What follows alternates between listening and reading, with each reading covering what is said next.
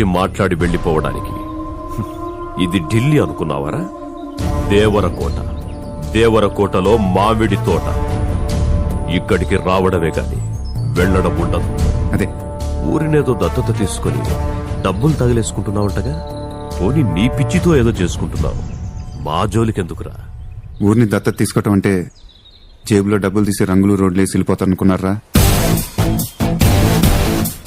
ఇక్కడ జరగాల్సిన మంచితో పాటు ఇక్కడ జరిగే చెడుని కూడా దత్తత తీసుకున్నా. వీడిని వాడిని వీళ్ళందరినీ, నిన్ను, నీ తమ్ముడిని